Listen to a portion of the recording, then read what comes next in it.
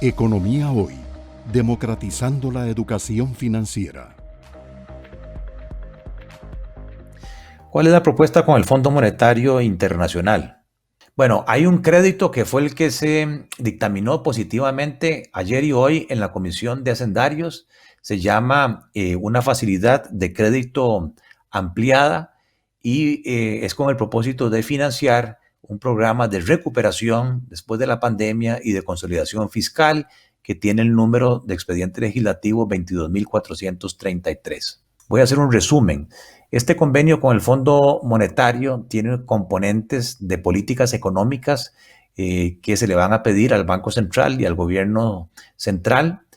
Se trata de un convenio a ser cumplido en los próximos 3 años para lograr metas tanto de carácter cuantitativo como de carácter estructural. Y el fondo estaría viniendo semestralmente al país a validar, a hacer un checklist de que esas medidas efectivamente se hayan cumplido, se hayan implementado, cosa que nuestros gobiernos lamentablemente en el pasado no lo han hecho y por eso hemos perdido total credibilidad en los mercados financieros internacionales. Y con eso nos estarían dando un crédito de apoyo presupuestario de alrededor de 1.778 millones de dólares. O sea que se trata de un acuerdo, un convenio por 3 años para implementar medidas de ajuste estructural que nos vengan a asegurar la estabilidad macroeconómica, que es una condición sine qua non. Sin estabilidad macroeconómica no puede haber empresa, no puede haber familia exitosa. Los 3 años nos permiten pasar el periodo electoral, evitar de que haya sesgos políticos y las metas cuantitativas, los compromisos asumidos son niveles absolutos y porcentuales del déficit fiscal primario, del saldo de la deuda del gobierno, del nivel de reservas, de las tasas de inflación y de nuevo los desembolsos se harán semestralmente y se harán contra cumplimiento de las metas validadas por el Fondo Monetario. Y de nuevo, eso es lo que nos permitiría hacer es que este nivel de apalancamiento que lo tuvimos en el periodo de don Oscar Arias en el 24% de la producción nacional y que llegó a ser prácticamente ya el 70%, a partir del 2023 empecemos ya a bajar. O sea que el acuerdo con el Fondo Monetario no es por plata, porque esos 1.778 millones, que son como 600 millones por año, apenas cubren el 5% del hueco fiscal. Pero sí el fondo nos da un compromiso de continuidad de las medidas, un sello de credibilidad, de confianza y un acceso más favorable a plata de las multilaterales y de los mercados financieros internacionales. Las condiciones de este financiamiento del fondo son 1.778 millones de dólares a una tasa de interés del 2% anual en dólares. Es a un plazo de 10 años con un periodo de gracia de 4 años. El repago del principal se hace con pagos semestrales a 6 años. El plazo del desembolso son partes iguales a 3 años. Y hay unas comisiones por una sola vez del 3% anual, si es que no se logra desembolsar todo de un solo golpe, y un cargo por servicio del 0.5 del monto desembolsado. Y aquí están las medidas o los compromisos que el gobierno asumiría con este acuerdo con el fondo. El acuerdo se pone en miles de millones de colones para evitar que por crecimiento de la producción el déficit sea mayor. Entonces son cifras en miles de millones de colones que trimestralmente el déficit primario debería mostrar. El mínimo de reservas monetarias internacionales en millones de dólares, lo que el país como piso debería mantener trimestralmente, el máximo de la deuda pública que el gobierno asume en miles de millones de colones y la inflación permitida siempre con un rango de metas de inflación que el Banco Central se ha planteado de 3% más menos 1. Y lo interesante es que si se firma el acuerdo con el fondo, el país estaría recibiendo en el año 2021, aparte de los 600 millones del Fondo Monetario, 2.600 millones de dólares de parte del Banco Mundial, de la Corporación Andina de Fomento, del Banco Centroamericano y de otros organismos financieros multilaterales, y para el 2022 se estarían recibiendo otros 1.042 millones de dólares en condiciones de plazo y tasa de interés muy atractivas, pero piden como requisito la firma del acuerdo con el Fondo Monetario Internacional. Vean las tasas de interés de estos fondeos de multilaterales. El crédito del Banco Mundial saldría al 2,21, el crédito del Banco Centroamericano a 2,8% y el préstamo con el fondo al 2%. ¿A qué plazos? En el caso del Banco Mundial a 30 años, devolvámonos. En el caso del Banco Centroamericano 20 años y el fondo a 10, mientras que la alternativa ya aprobada por la Asamblea es venir al mercado interno a captar plata al 6% y a 5 años. O sea que desde el punto de vista financiero no tiene ningún sentido renunciar a estos créditos de multilaterales que lo que piden como condición es la firma del acuerdo con el Fondo Monetario. Y este es el programa específico con el fondo. Aquí ven que el año 2020 cerramos con un déficit primario de 3,9 del PIB y lo que el acuerdo con el fondo pretende es que en los próximos 3 años, al 2023, se haya aprobado un proyecto de ley de casas de lujo, el proyecto de impuesto a los premios de lotería, dividendos de las empresas descentralizadas al gobierno, un proyecto de eliminación del salario escolar, de la exoneración al salario escolar, de otra serie de exoneraciones y remesas al exterior, el proyecto de renta global dual, la ley de empleo público y el cumplimiento estricto de la regla fiscal y otra serie de medidas que ya están aprobadas en la ley de fortalecimiento de las finanzas públicas. Estos números que están encima de las barras son los rendimientos esperados de esas leyes en términos de ahorros respecto al Producto Interno Bruto, tal que sumados todos nos da 4,9 del PIB. Si teníamos un déficit de 3,9, eso nos permitiría en 3 años cerrar en el 2023 con un superávit primario del 1% del Producto Interno Bruto. Le sobrarían al gobierno cerca de 600 millones de dólares por encima de sus gastos corrientes que utilizaría para amortizar deuda, cosa que no vemos desde el año 2007. Ese sería el inicio de un balance ya estructural de las finanzas públicas y por eso la importancia del acuerdo con el Fondo Monetario.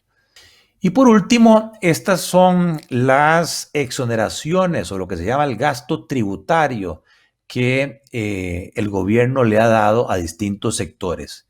Tienen 20 exoneraciones que representan 4,73 del PIB. O sea, el déficit hoy con los órganos desconcentrados del gobierno central es de 3,9. Eliminando todas las exoneraciones, tendríamos más que un superávit primario.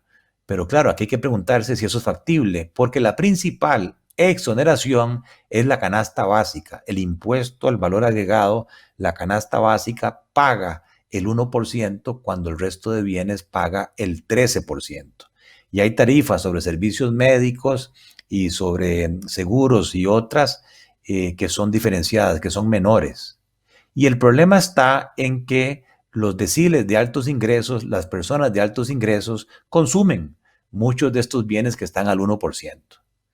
De manera tal que lo lógico sería, si queremos realmente ser solidarios, que las personas de los deciles de ingresos más bajos, del 1 al 4, sean las únicas que consuman estos artículos exentos del IVA y que todos los demás paguemos el 13%. Pero lamentablemente de ahí no hay ambiente. Se ha satanizado todo ese tema y eso nos permitiría recuperar casi 2 puntos del Producto Interno Bruto. Luego tenemos un 1% del PIB, que es la exoneración del impuesto de renta a las 400 empresas en zonas francas, que alguna gente dice, eliminemos eso.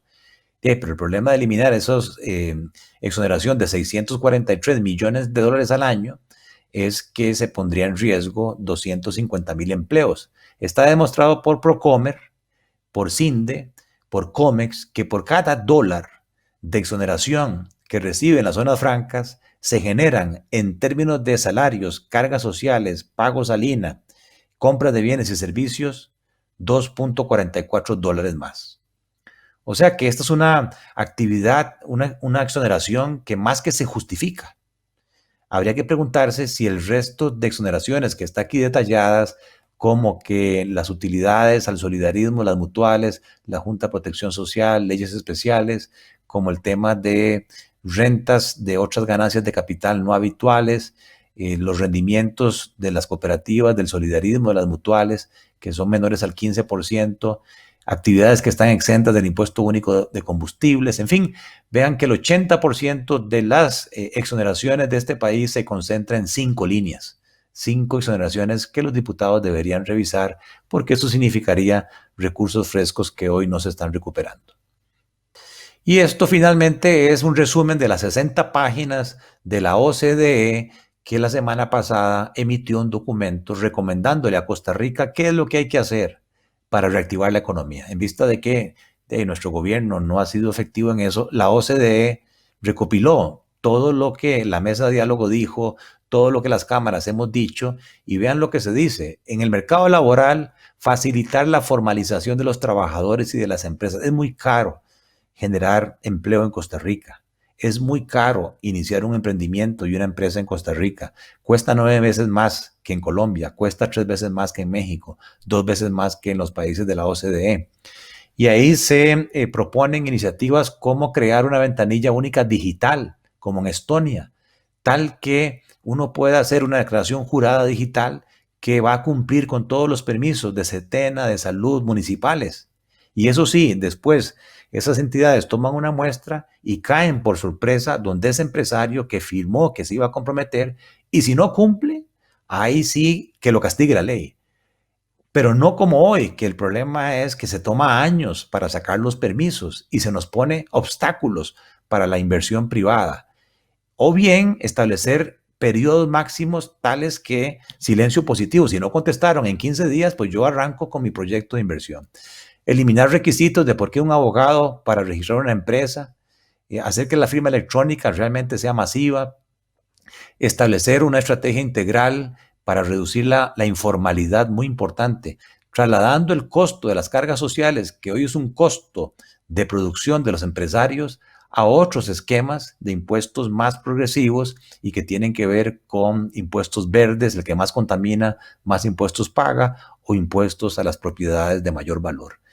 Competencia y regulación, promover la participación de las empresas nacionales en las cadenas de valor mundiales. Y vean lo interesante, financiar investigación pública con criterios de competitividad basados en desempeño y mejorar la coordinación de las universidades públicas que reciben más de $1,000 millones anuales de impuestos, pero que hagan investigación que ayude a las MIPYMES a meterse en esas cadenas de valor. Hoy más de uno de ustedes se pregunta cuáles son los estudios, cuáles son las investigaciones que hacen las universidades y en qué me contribuyen a mí como microempresario. Mejorar la infraestructura vial, ferroviaria, portuaria, aumentando la participación del sector privado en la generación de energía. Se ha satanizado del por qué el sector privado tiene que meterse a producir energía.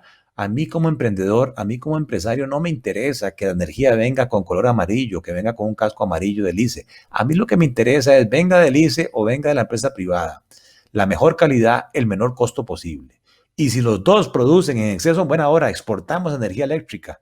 Pero no, aquí se ha satanizado por ideología que las empresas privadas nos metamos a hacer funciones o servicios públicos en alianza público-privada. Automatizar los procedimientos fronterizos que siguen siendo manuales, fortalecer la competencia, eliminar las exenciones que mencionaba, indicadores de desempeño, asegurar la implementación de las normas de contabilidad financiera, capacitar a los jueces en materia de competencia y reducir las distorsiones regulatorias entre banca pública y banca privada para mejorar el acceso y las tasas de interés. Mejorar en el sector público la eficiencia del gasto y el desempeño, simplificando el salario público, yéndonos a un salario global único, que es la ley de empleo público, centralizando las compras estatales, que es la ley que se acaba de aprobar de compras públicas, reducir la duplicación de entidades públicas, hacer el Estado más pequeño, focalizar mejor el gasto social que le llegue realmente a las personas más necesitadas, eliminar las exenciones que decíamos, que contribuyen o que benefician a los contribuyentes de alto poder adquisitivo que no las requieren.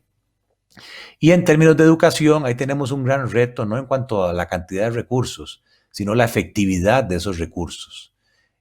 Porque los indicadores PISA son muy malos y vean que la misma OCDE dice que la calidad de nuestros profesores hay que mejorarla. Hay que mejorar el reclutamiento, la selección, la formación de los profesores y vincular el financiamiento de las universidades públicas en las necesidades que requieren los empresarios en el mercado laboral. Economía Hoy, democratizando la educación financiera.